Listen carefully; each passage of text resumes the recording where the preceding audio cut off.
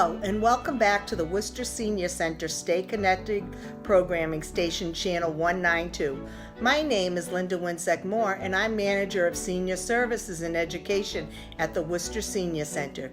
Today, please be entertained by a few talented musicians. Alex Yu is a second-year medical student at the University of Massachusetts Medical School. Alex is originally from California, where he was born to a family of musicians. He is passionate about all things cello, touring with numerous symphony orchestras, competing at musical festivals, and recording a debut album with Celli at Berkeley in 2013.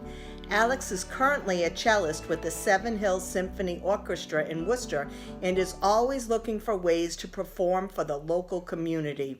Accompanying Alex is pianist Dr. Joel Popkin, a geriatrician at St. Vincent's Hospital, and another pianist, Sean Gibney, a second-year medical student at UMass Medical School.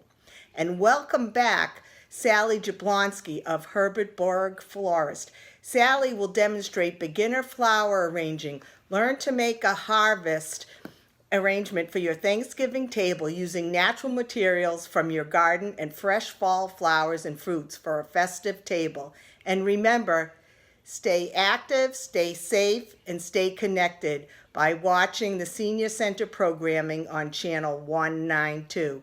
Thank you.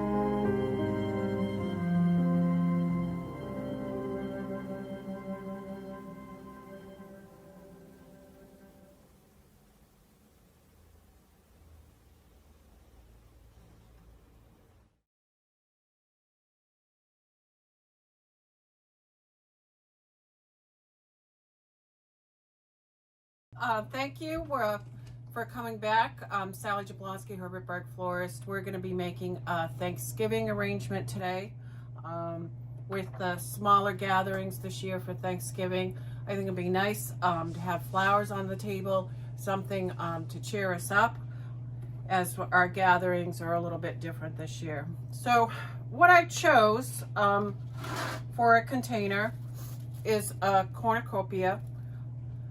When using these, you have to be careful because sometimes they can be lopsided and they can topple over. What I like about this cornucopia is that it has a longer base so that when I put my container in with the foam, it won't go like this or twist on the table. So what I chose today was just a plastic container. We use those a lot in our classes.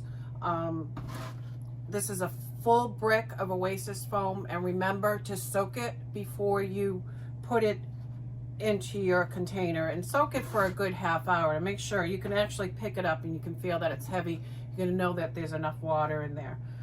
What I like to use is Oasis tape. This is another great thing for your toolbox, and it's nice and sticky. And what we're going to do is we're just going to tape a little bit of tape onto the Oasis, because that way if you move it from table to table, a buffet or something like that, the Oasis isn't going to fall out of the container. So what I'm going to do is I'm just going to put it right in here so that we have a lot of room to work with, because what I like about fall is there's a lot of plant material out there to use. I picked some flowers from my cooler, but then I went outside and picked some things from my garden. There's still some nice dried things out there so that you can make something and make it personalized and something nice for you. I grew up in Millbury. My dad had a vegetable garden. My mom had a flower garden. So there was always flowers around growing up. So what I chose was something that my dad taught me how to grow first, was some sunflowers. So we're going to be using sunflowers today, and then we have some oranges and we have some greens and different leaves, so we're going to kind of mix it up. And again, I bought some things from my garden. Let's see how it works. But what's nice about fall is you can add a lot of texture to your arrangement. So basically this is what we're going to do. We're going to start and again, what I'm going to do is just add a little bit extra piece of tape right over the other tape to tape it right into the basket. And again, I like to use a knife, but if you're using clippers, you can do that. And you know, if you're using scissors, that's fine too. But as a florist, I like to use a knife. So what we're gonna do is we're just gonna green. And again, this is just a little bit of leather fern we're gonna use on the bottom. We have some other greens we're gonna use too. But this is called leather fern. It's a staple in the flower shop.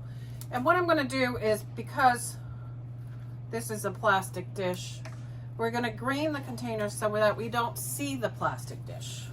So we're just going to, and I always say about an inch into the foam, because you want to make sure that the fern will be able to drink water. So you want to make sure you get in at least an inch into the foam. And that's the same thing with the flowers. You want a nice insertion into the foam. I can usually tell if somebody hasn't inserted a flower deep enough, because if it's a fresh flower and it wilts the next day, most likely it isn't in the foam deep enough. So what we're doing, we're just greening, and we're greening a little bit. It doesn't have to be total, because if there's some holes, we can always add something else to it. But we have a lot of things to use. And this would go nice on a nice long dining room table. So since that we're not going to have as many people at the table, we can have a nice long centerpiece on the table. So this is the beginning. Just some greenery. Like I said, the cornucopia basket. We have the plastic insert, we have the foam, we have the greens, and we're ready to start with some of our flowers.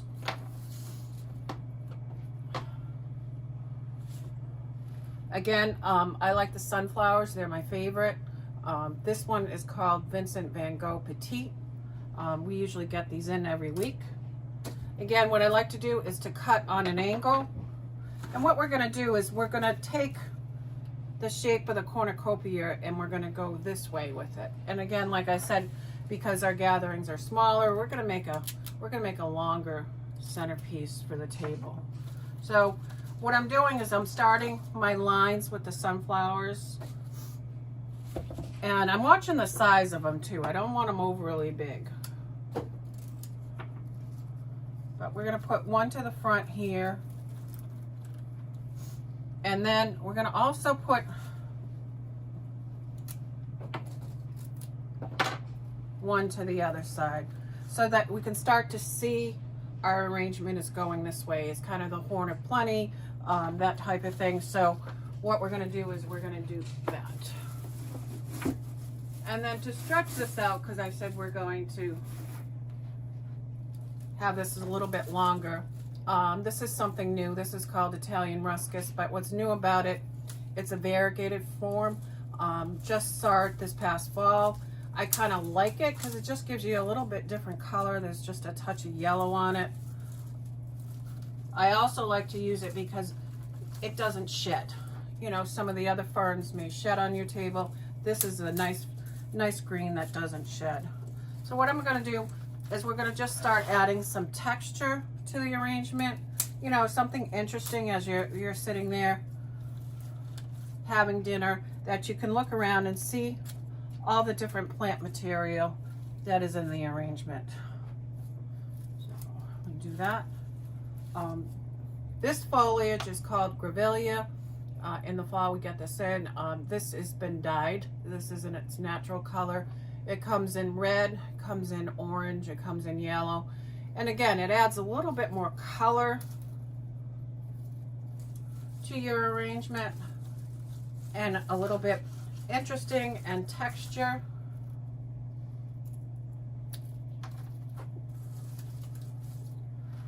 So there, you know, there we have it. We're starting this way. We have the flowers, we have some greens. So now we have more of an idea of what we're doing.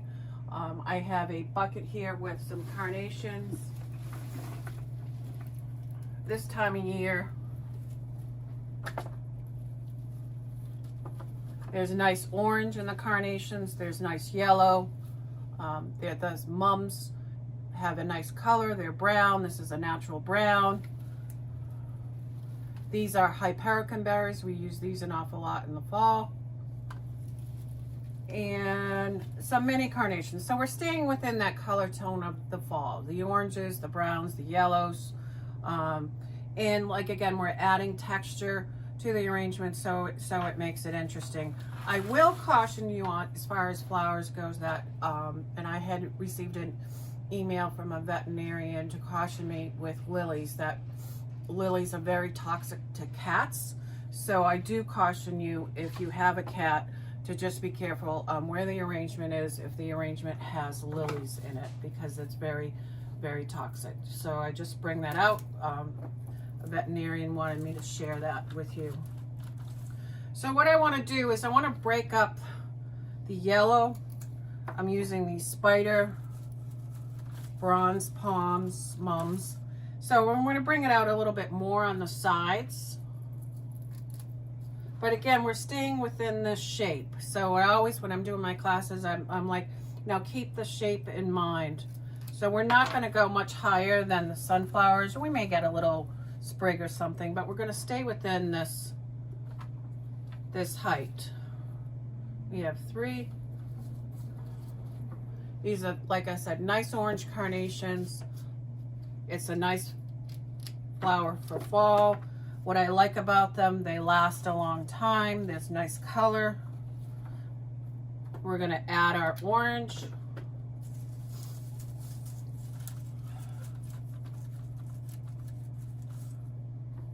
And we're going to try and keep it like that. So that's kind of what my thought process is when I was getting this ready for you this morning, is what's going to be the most interesting. So we have our carnations, we have our sunflowers,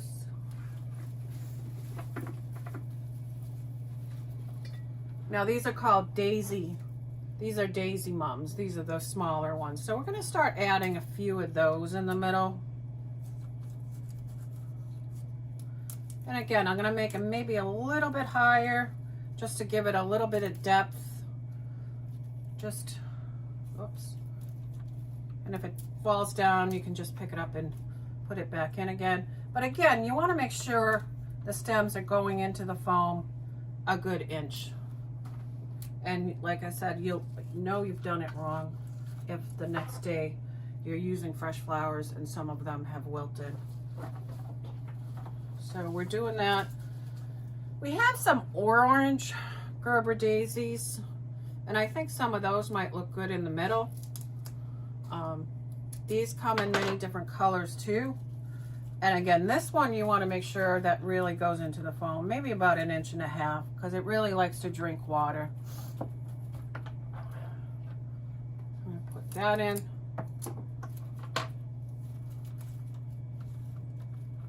So the orange in the middle is going to kind of be our focal point. I think I'm only going to use 3 on these.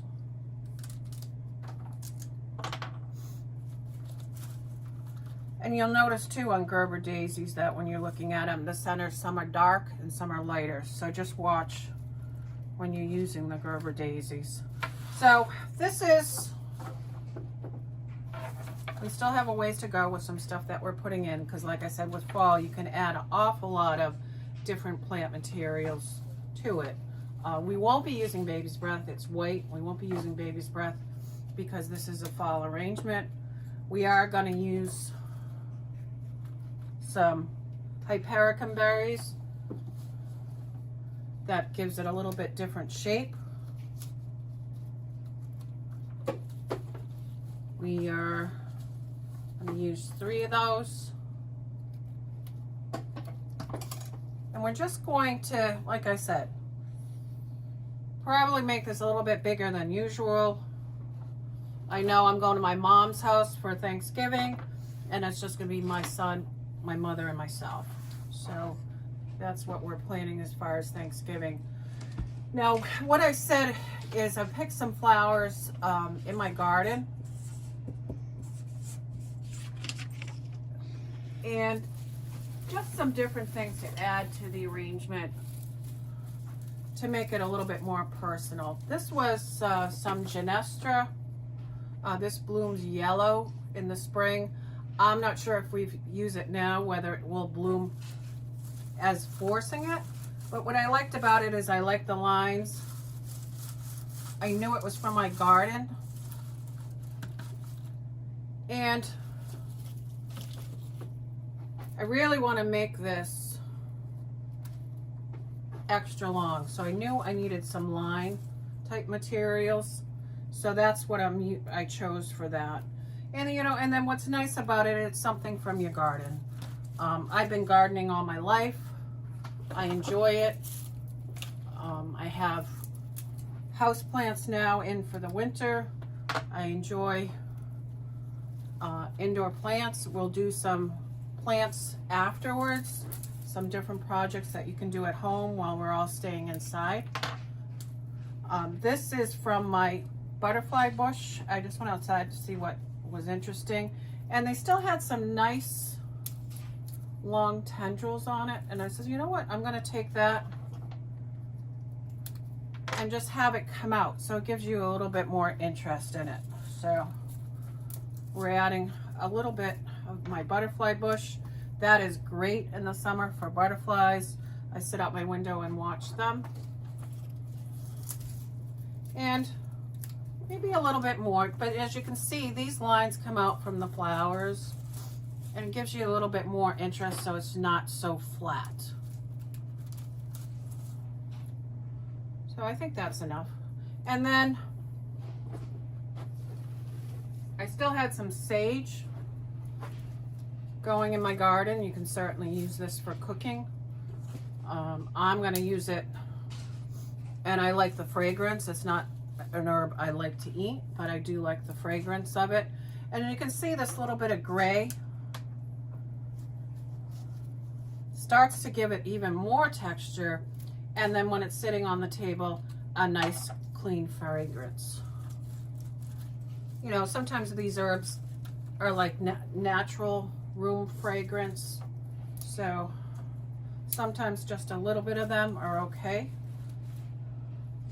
If you start mixing a lot of plant material that's fragrance, you may get something that isn't so good. I'm very careful with using the oriental lilies, the stargazer lilies, because they can be very fragrant. So you have to be careful on where you send those to. So we have the sage, we have some hypericum berries, we have a butterfly bush.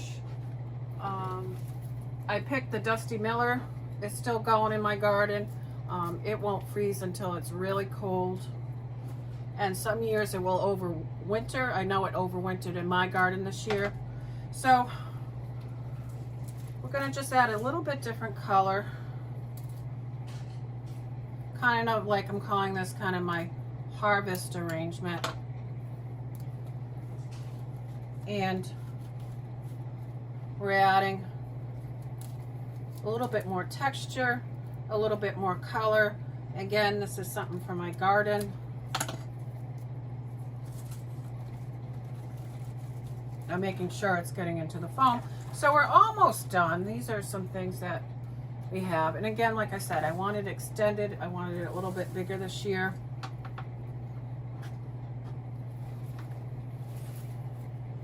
This is some eucalyptus. This also will add fragrance.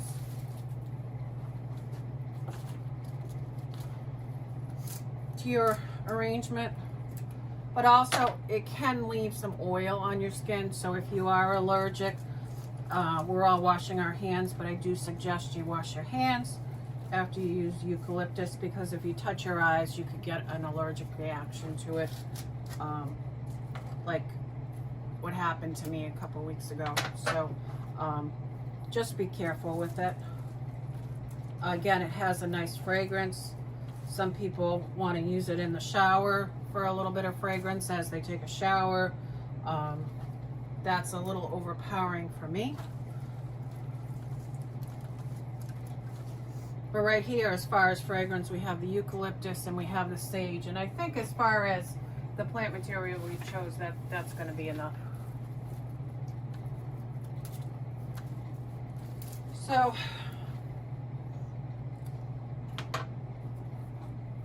with this type of arrangement, sometimes it's kind of like, when do you stop? But we have some things, so we're just adding. We have a little bit more of the grevillea.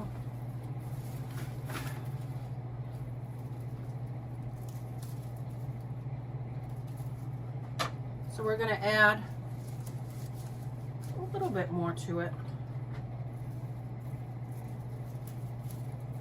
And then maybe a little bit going back here, so we have so much going this way, let's add a little bit going the other way, so it's not just a huge basket on the table. So there, you can see how much more drama that added to the arrangement. So we're going this way. Also during the fall, we like to use wheat. This is black bearded wheat.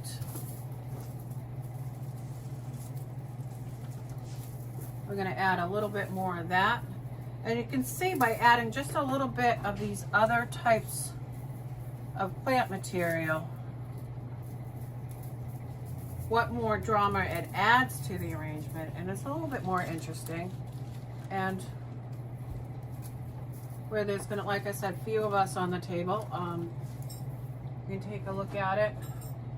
And then also, I like to use cattails. Be careful if you're picking these on the side of the road and bring them in. These have been treated so that they won't pop open. So we're just going to add a little bit of the cattails in here. Again, we're going to want it out maybe a little bit more. So I'm going to pick this up. This is the arrangement here. And then I'm just going to turn it around. And that this is the arrangement here. So this is our harvest centerpiece with the cornucopia. I cut some acorn squash. I didn't know if it was going to work or not, but if you're using fruits and vegetables, you need to use them just the day of, because they have a tendency to create ethylene gas and the flowers will die sooner. So I didn't know if we wanted to, and you can play around with this, apples, oranges, you can put them in, and I didn't know how that would work. But on the day of, if you wanted to add some squash or something to make it a full harvest arrangement, I like the seeds. I thought they looked cool. And so that's my arrangement for Thanksgiving. And we'll be back and talk with some plant ideas. So as we're continuing with our Thanksgiving centerpieces and some plants and things that we can do in our home now that we're all inside, just wanted to show the Thanksgiving arrangement that I made. This is the style that I'll be taking to my mom's. She has a nice big table. And again, like I said, it's only the three of us, so I just thought something like that would be nice on the table. But before we get into some plants and some little bit of plants, I just wanted to say that if you are adding fruit, you can just use a stick and put it into, an apple, an orange, some grapes or something like that. And you can just put it into the arrangement.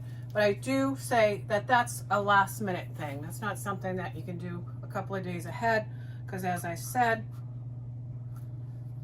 apples especially give off ethylene gas and cause the flowers to die faster. So it's something that you want to just do last minute for effect. The bountiful arrangement, we just added a few apples to the arrangement. So for me, the arrangement is complete. And something like this does need water. It doesn't have a huge water source, so it's something that you want to check every day to keep it nice and fresh. But that's our Thanksgiving centerpiece. I'll just move it out of the way. And what I want to show you is just some little things to keep your house going through this time. I know I enjoy amaryllis at this time. I know I enjoy the Thanksgiving cactus. We're going to check and see how our plants have been doing that we planted a couple of times and see how that goes. So I'm just going to, of course, I never have any room. I always have so much stuff. It's what I wanted to do. I do have my glue gun going. This is another great tool for your toolbox. But also, if you have a frying pan that you're not using, it's great for glue chips. So when I'm making dried arrangements, I'm just dipping it into the glue and putting it into the wreath. And you'll probably burn your fingers a lot less using a glue pan. This is something I highly recommend for your little toolbox, your little section of flower arranging materials. So we're gonna just move our squash.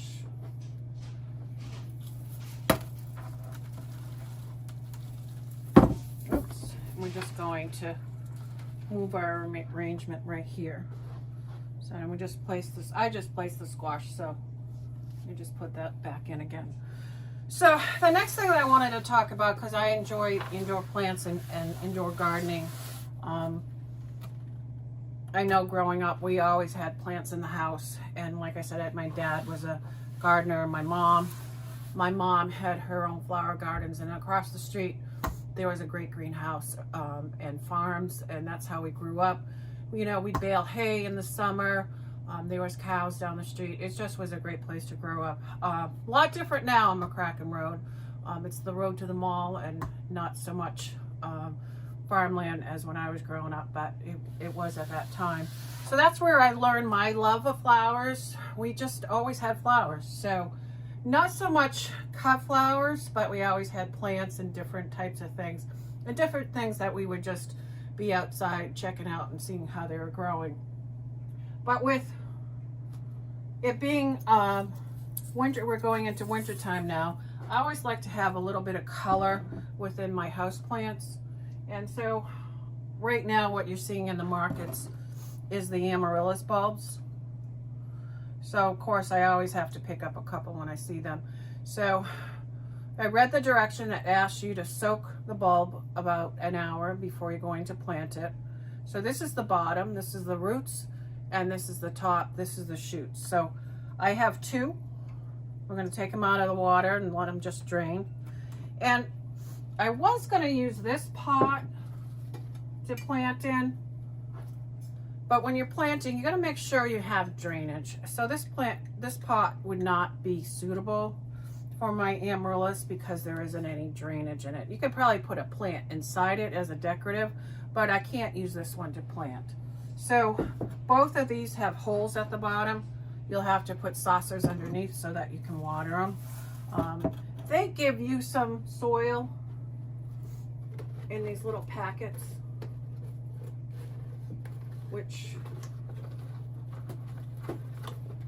that you can just wet and use if you don't have any other soil. I just like to use the soil that I have in my greenhouse. It's regular potting mix, so you can see. And then when you're using any type of soil when you're planting, you just make sure that you wet it before you use it, because a lot of this is artificial soil and it takes a little bit longer for it to wet. So what I'm going to do, it's very simple and it's very rewarding. You know, in about 6 weeks closer to the holidays, to Christmas time, that's when this will bloom. And probably right around the time when we have a whole bunch of snow. So to have something in your kitchen that's blooming, I think really uplifts the spirits. So all I'm going to do is take the bulb and plant it. And I did about a little more than halfway up the pot with the soil. All I'm going to do is place it in there. And then I'm just going to take the soil and plant it around it. And what I'm going to do is I'm going to make sure it gets patted down. I'm going to leave the bulb open, and you do want it a little bit deeper pot because this is going to grow about like this. So when it starts to get tall, and if it's going to start to flop over, you know, put a stake on it so it doesn't do like that. So this is the first bulb, and what I like to do once I've done that is just tap the pot to make sure there's no air pockets in there and that the soil totally settles. So this is that's our first amaryllis. We bought, and I'll show you what they look like on the pot. They have the big either red and white or white blooms, and they're one of my favorite winter plants. So we have that one. We have one more, again, roots down. The same thing when you're planting tulips, it's the roots down. We're just going to plant it like that. We're going to take a little bit more soil.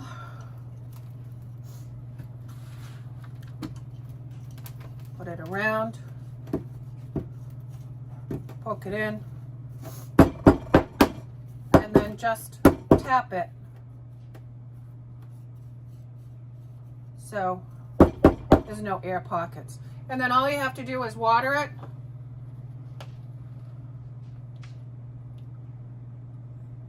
And then in the next couple of days, you should see something starting to grow. They're very easy. They're a fast grower. They're very satisfying. It's a very nice holiday plant. So we're going to put those over there. Take 2 seconds to clean up here.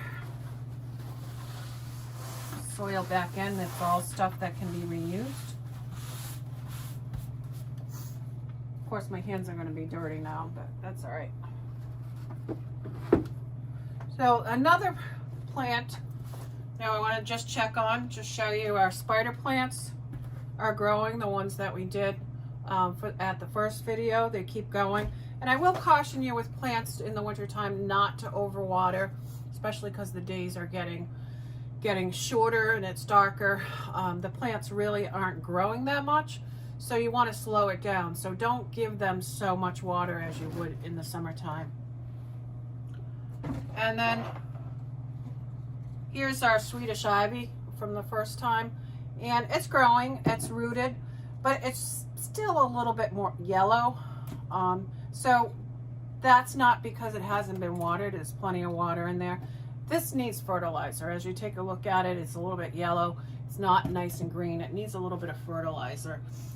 And one of the fertilizers that I grew up with as a kid, they used in the greenhouse all the time, was called Electra. I don't even know where I bought it. It's old. But you can mix it with water, but it said on it, for best results, scratch Electra into soil. So what I'm going to do is just scratch a little bit. That's what Mrs. O'Lear used to do with her house, with her plants at the greenhouse. It was just amazing what happened with the plants after they got a little bit of this. And we're just going to put it on this. We don't want to get it in the roots. We're just going to put it on the side of the pot and give it a little bit of water, and we'll see next time when we're working on our holiday boxwood tree how well this is growing. So we're just going to water that a little bit more, and we're going to see